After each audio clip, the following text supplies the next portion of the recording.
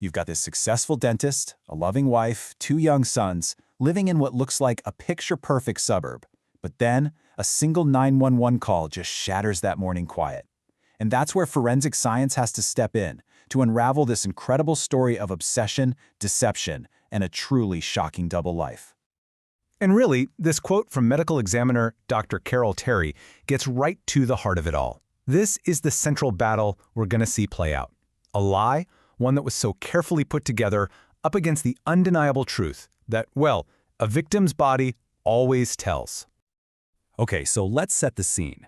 We're in Gwinnett County, Georgia. You know the type of place, a quiet, kind of sleepy town where it feels like everybody knows everybody. It is the absolute last place you'd ever expect to find the kind of horror that was about to be discovered right behind a suburban front door.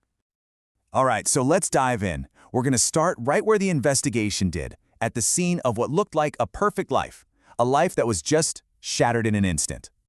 So when police get there, the scene seems to tell a tragic but honestly a pretty straightforward story. There's no sign of a break-in, no forced entry, there's a gun near the body of 33-year-old Jennifer Corbin, and the way she's positioned in the bed, it all looks consistent with suicide. But then her family shows up, and they are just adamant. They're saying, no way, Jennifer would never do this. And right there, right from the jump, you have the first major conflict in this case. So the police have their initial theory, right? But now the case moves to the one place where the body itself really gets to speak, and that's the morgue. And the person who's going to be listening is Dr. Carol Terry. And I love this, her job, the way she puts it, is to have absolutely the last word. So, was this a suicide?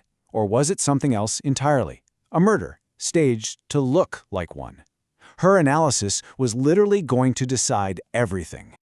And almost right away, Dr. Terry starts spotting things that just don't add up. First, the location of the wound. It's behind and above the right ear. That is super unusual for a suicide. Then, there's this fallen nightgown strap on Jennifer's arm. It seems small, but it would have made it physically really awkward to get her arm into that position. And then there's the big one, the psychological question. Would a loving mother really leave a loaded revolver right there for a 7-year-old son to find? These were the very first forensic red flags.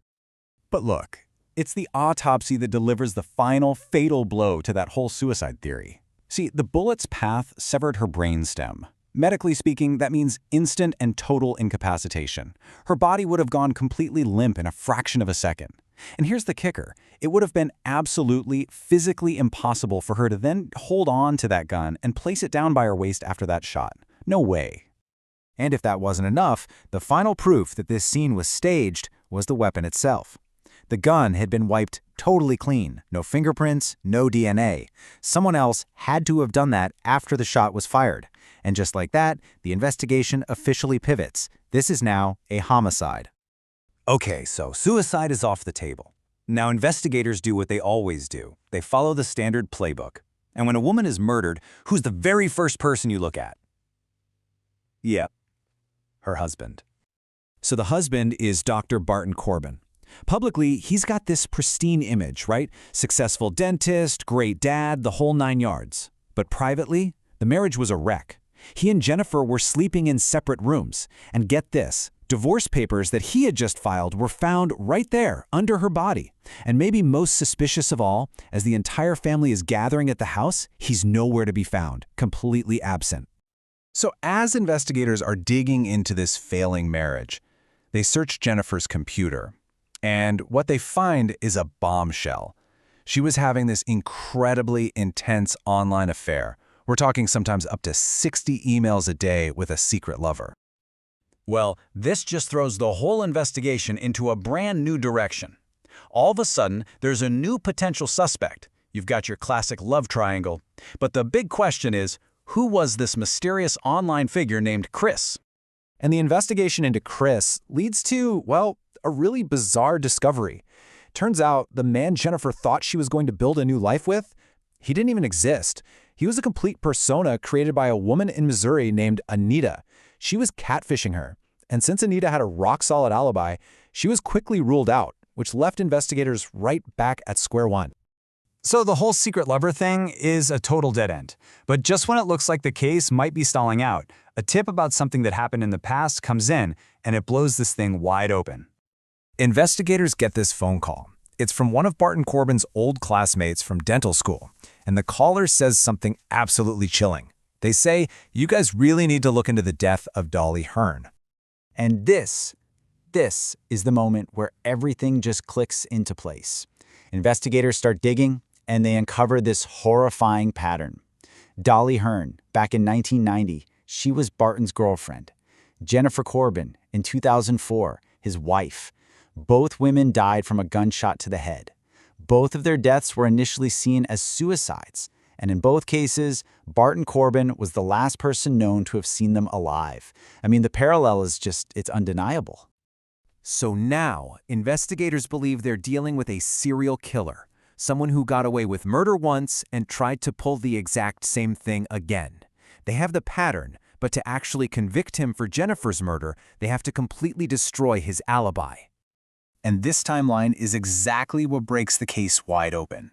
So Barton claims he left the house at 9 p.m. and slept in his truck miles away. But a neighbor who knew the distinctive sound of Barton's truck heard him pull into the driveway at 2 in the morning and then leave again just 15 minutes later.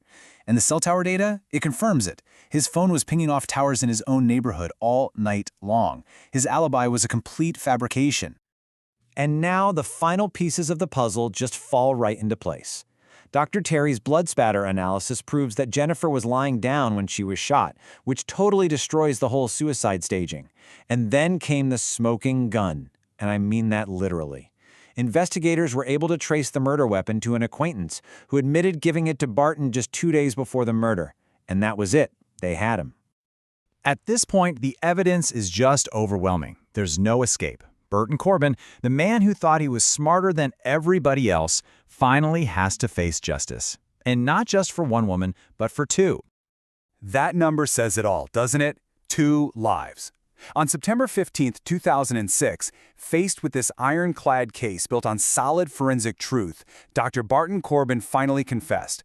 He pleaded guilty to the murder of his wife Jennifer, and then he admitted to the crime he had hidden for 14 long years, the murder of his girlfriend, Dolly Hearn.